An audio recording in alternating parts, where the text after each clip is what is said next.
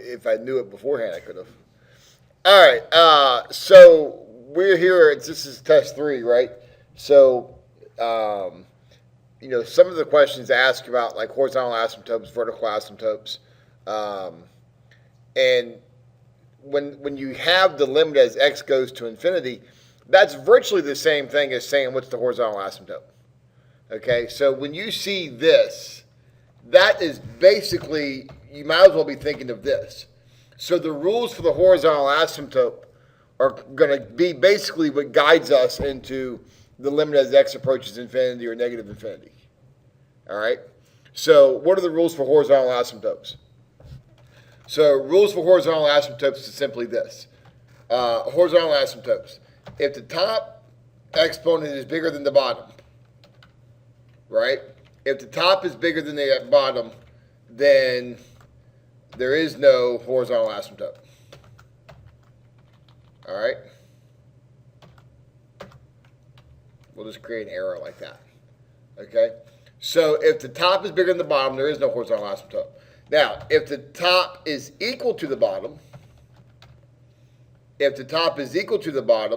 what that means is we're going to have this kind of fraction thing going on where you have a over b,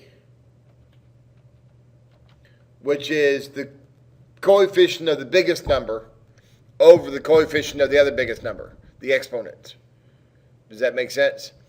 So, and then if the top is less than the bottom,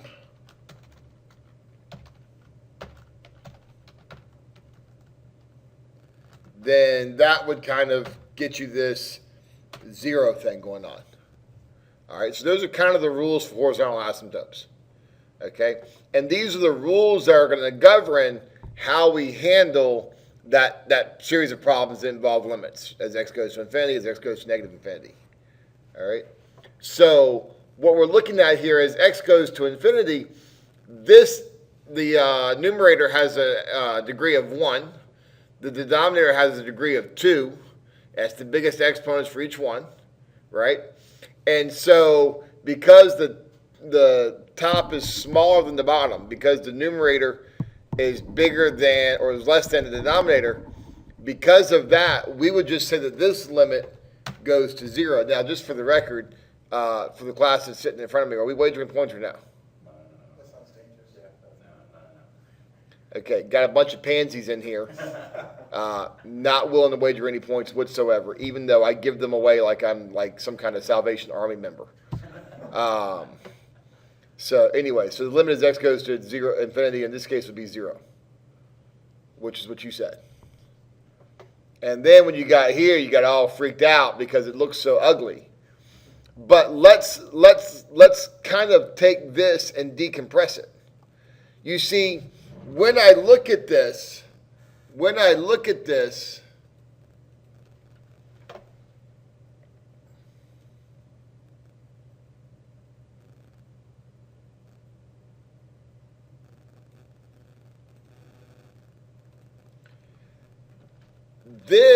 this bottom piece, you're going to have 12x to the fourth minus 2x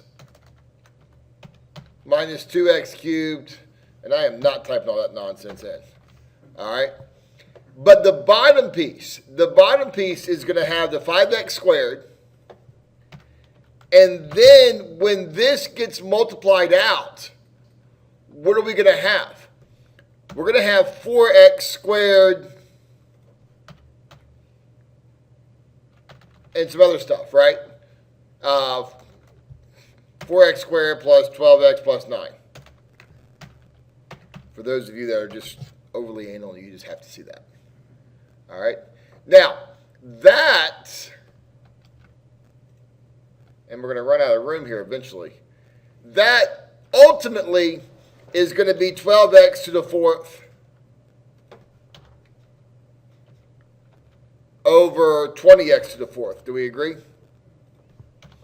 And again, there'll be some pieces on top, there'll be some pieces on the bottom, but when this distributes, you're going to get 20x to the fourth and then stuff that are smaller than that.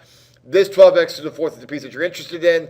So the limit as x goes to negative infinity, the negative here doesn't do anything because this is being raised to an even power, this is being raised to an even power.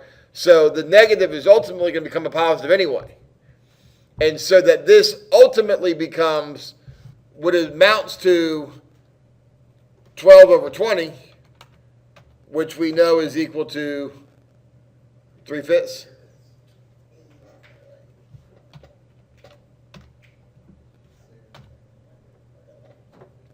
Okay. So that's the limit as x goes to negative infinity. It goes to 3/5. So if it's even or odd exponent, that matters when it's negative infinity.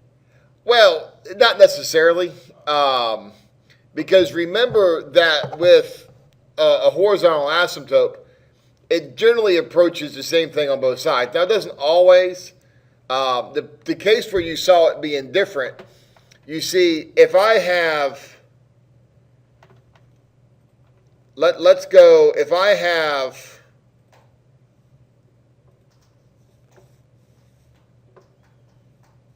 let's say that I have 4x plus 1 over x squared plus 2. All right. Now, when I graph that, on positive infinity, it's going to go to 4. On negative infinity, it's going to go to negative 4.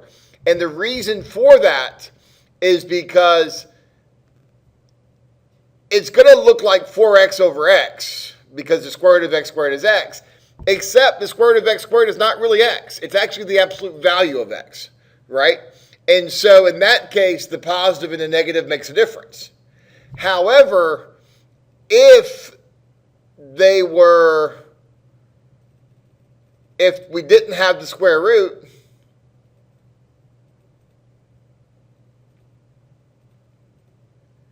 then the positive and negative wouldn't matter, because if it's positive, both of these are positive. If it's negative, both of them are negative, and then therefore they would both go to 4.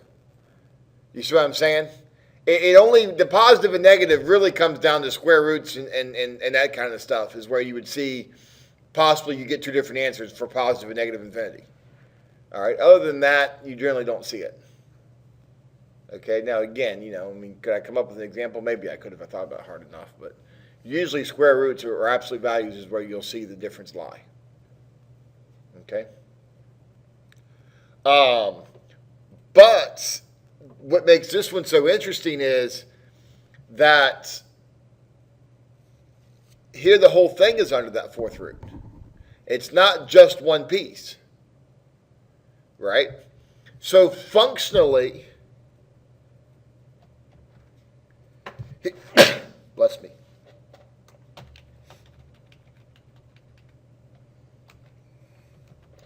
So functionally, this is going to act like the fourth root of 32 x to the fifth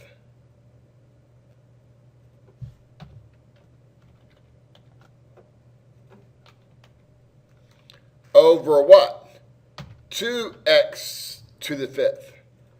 Do we agree? Now again, there's some pieces here, right? There are some pieces here that we didn't include. But functionally, these are the two pieces that really matter.